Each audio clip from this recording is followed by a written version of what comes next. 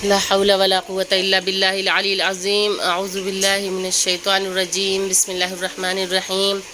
رب اشرح لي صدري ويسر لي أمري واحلل عقدة من لساني يفقهوا قولي. اللهم صل على محمد وآل محمد وعجل فرجهم.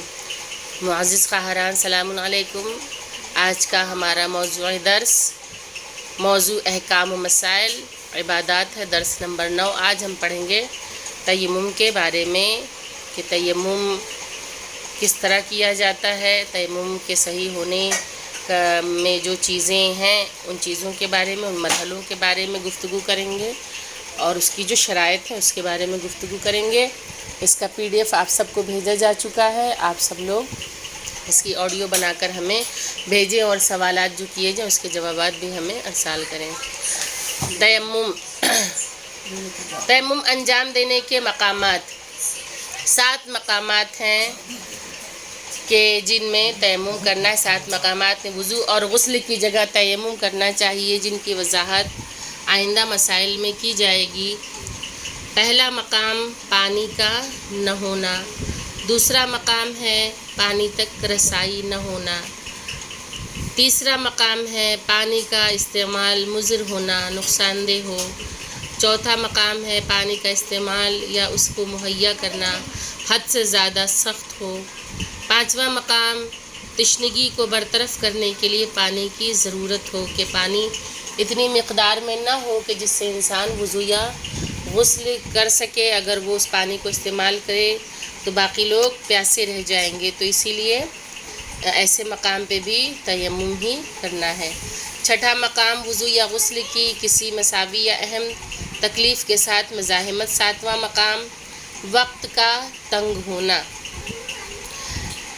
وہ چیزیں جن پر تیمم کرنا صحیح ہے. مسئلہ نمبر 823. وہ چیزیں جن پر تیمم کرنا صحیح ہے 3 مرحلہ رکھتی ہے. نمبر 1 وہ چیز جسے زمین کہا جاتا ہے، جیسے مٹی یا جو چیز زمین سے ملحق ہو جیسے فرش اور اس کے مانند چیزوں پر گرد و غبار جو ڈسٹ ہوتی ہے اس طرح کے نرم مٹی شمار ہو. نمبر 2 گیلی مٹی. نمبر 3 وہ چیز جس پر گرد و غبار ہو لیکن اس کا گرد و غبار ظاہر نہ ہو، اور اگر ظاہر ہو تو اتنی مقدار نہ ہو کہ مٹی شمار ہو. اس کے بعد قابل ذکر ہے کہ جب تک پہلے مرحلے کی چیزوں پر تیمم کرنا ممکن ہو تو دوسرے مرحلے کی باری نہیں آئے گی کہ اگر مٹی مہیا ہے تو مٹی پہ کرے، اگر مٹی مہیا نہیں ہے تو گرد و غبار پہ کرے. تو اسی لیے یہ کہا گیا ہے کہ جب تک پہلے مرحلے کی چیزوں پر تیمم کرنا ممکن ہو کہ مٹی اویلیبل ہو یا مٹی نہ ہو تو ڈسٹ اویلیبل ہو، تب تک دوسرے مرحلے کی اگلے مرحلے کی باری نہیں آئے گی. اور جب تک دوسرے مرحلے کی چیزوں پر ممکن ہو تیسرے مرحلے کی باری نہیں آئے گی. اور ہر ایک کی وضاحت آئندہ مسئلے میں ذکر ہوگی. جن چیزوں پر تیمم کیا جائے اس کی شرطیں. وہ چیز جس پر تیمم کیا جائے اس کی چند شرطیں ہیں جو آئندہ مسائل میں ذکر ہوں گی. پہلی شرط احتیاط لازم کی بنا پر اتنا گرد و غبار ہو جو ہاتھ میں لگ جائے. دوسری شرط کہ وہ پاک ہو. تیسری شرط احتیاط واجب کی بنا پر عرفاً پاکیزہ اور صاف ہو کہ لوگ اسے صاف کہیں. چوتھی شرط یہ ہے کہ وہ غصبی نہ ہو. اس کے بعد پانچویں شرط دوسری چیزوں سے جس پر تیمم کرنا صحیح نہیں ہے مخلوط نہ ہو. وضو یا غسل کے بدلے تیمم کرنے کا طریقہ. مسئلہ نمبر 846. وضو یا غسل کے بدلے کیے جانے والے تیمم میں چند چیزیں واجب ہیں. نمبر 1 ضروری ہے کہ دونوں ہتھیلیوں کو زمین پر جس چیز پر تیمم صحیح ہے مارے یا رکھے، اور احتیاط لازم کی بنا پر دونوں ہتھیلیوں کو ایک ساتھ زمین پر مارے یا رکھے.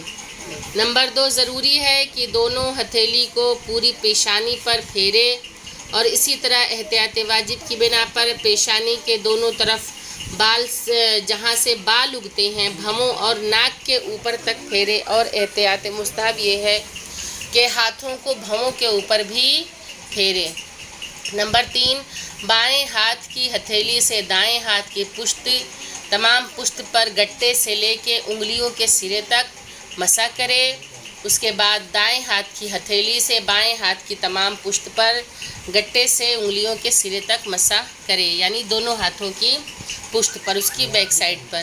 احتیاط مستحب یہ ہے کہ انسان دوبارہ اپنے ہاتھوں کو زمین یا جس چیز پر تیمم کرنا صحیح ہے مارے یا رکھے، اور اپنے ہاتھوں کی پشت کو اس ترتیب سے جو 4 اور 3 نمبر میں ذکر کیا گیا ہے، جو گزر چکا ہے، مسح کرے، اور اس میں کوئی فرق نہیں ہے، چاہے وہ تیمم وضو کے بدلے ہو یا غسل کے بدلے۔ مسئلہ نمبر 847، انگلی کی نوک پر جو ناخن کے نزدیک ہے عرفاً ہاتھ کا حصہ ظاہری حصہ شمار ہوتا ہے، مسح کرنا واجب ہے، اور وہ مقدار جو عرفاً ہاتھ کا باطنی حصہ شمار ہوتا ہے، یعنی کہ اندرونی حصہ شمار ہوتا ہے، مسح کرنا لازم نہیں ہے، لیکن شک کی صورت میں احتیاط واجب کی بنا پر ضروری ہے کہ مشکوک مقدار کا بھی مسح کرے، اس طرح کہ یقین کرنے کے لیے کہ تیمم میں ہتھیلی کے ظاہر کو، یعنی کہ واجب مقدار میں مسح کیا ہے یا نہیں۔ ضروری ہے کہ ہاتھ کے گٹے کی کچھ مقدار کو بھی مسح کر لے، یعنی تھوڑا سا اسے بڑھا لے کہ انسان کو اطمینان ہو جائے۔ تو یہ رہا آج کا ہمارا درس کہ جس میں تیمم کا ذکر تھا، کن چیزوں پہ کرنا ہے، کن مقامات پہ کرنا ہے، تیمم کس پہ کرنا ہے، اور تیمم کے بارے میں جو تفصیلات تھیں وہ بتائی گئیں۔ باقی انشاءاللہ آئندہ میں آپ لوگوں کو بتائی جائیں گی۔ اب آپ لوگوں سے سوالات ہے کہ کتنے مقامات پر وضو اور غسل کی جگہ تیمم کرنا چاہیے۔ سوال نمبر 2، کن چیزوں پر تیمم کرنا صحیح ہے۔